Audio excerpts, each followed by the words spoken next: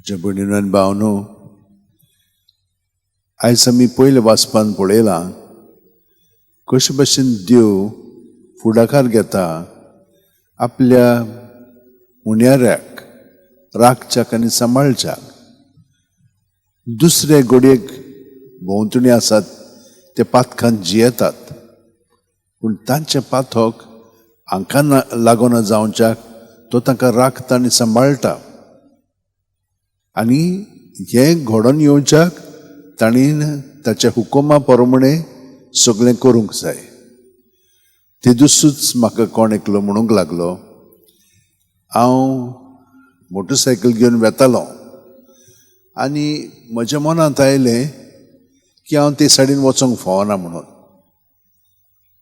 तरी पूण ताणें तें नाकारलें आनी गेलो आनी पडोन बरोच जखमी जालो. ह्या अणभवांतल्यान तो मागीर म्हाका म्हणूंक लागलो, फादर, देवान म्हाका शिडकायल्लो पूण हांवें ताचें आयकोंक ना, ताका लागून म्हाका पळय वायट जालें. हांव देवाक दिनवासतां कित्याक तो म्हाजो सदांच जे राखता म्हाका, सांबाळटा म्हाका, पूण हांवें ताचें आयकोन तें करूंक जाय. तर ह्या पयल्या वाचपान कितें पळयता, आब्राम आयकोता पूण ताचो भाचो लॉट आयकोना. जबरदस्तीन ताका ते काडून वतात भायर, ताका ताचे बायलेक आनी ताच्या दोगां चेडवांक. वयर गेल्या उपरांत तो म्हणटा, ताका सांगता ते वयर वच रे बाबा, दोंगरार वच. ना म्हणटा हांव सकयल येतलों.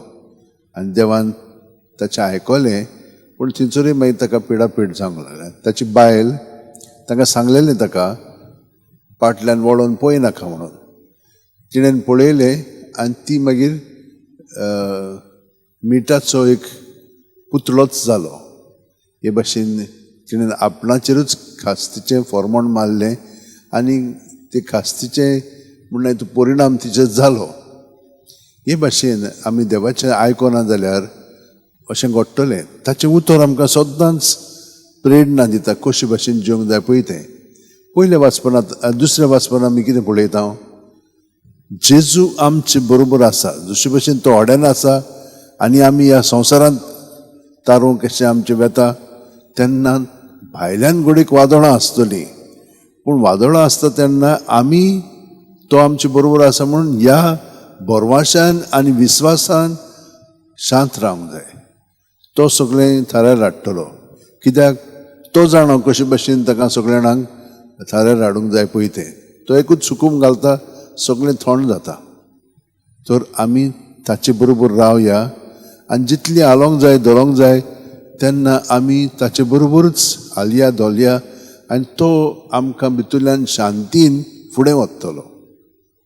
हे मनांत धरून आयच्या दिसा आमचें जिवीत सगळेंच जेजूच्या ताब्यांत करया. आनी कशें करतले आमी, आमच्या ताच्या संबंदांतल्यान. हो संबंद आमी मागणें म्हणटा हांव. कसलो संबंद तुमचो आसा काय, जावं कसलोय. फुडेक तुमी सगळो मागणें म्हणटात, पूण अर्था बरीत म्हणात कसलें मागणें जावं तें. आनी ताचें उतर तुमकां दिल्लें आसा तें पाळून ते भाशेन आमचें जिवीत आमी ताच्या एकवटान जियोया.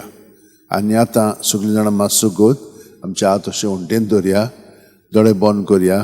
प्रत्येक सुस्कारान तो आमचे कुडींत मनांत आत्म्यान भरोन येता, इतलो तो लागीं आसा की ताचे विरेत आमच्यान जियोंक जायना.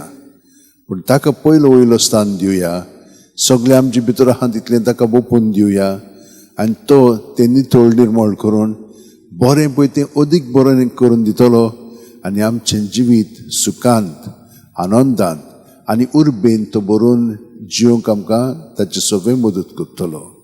आमेन.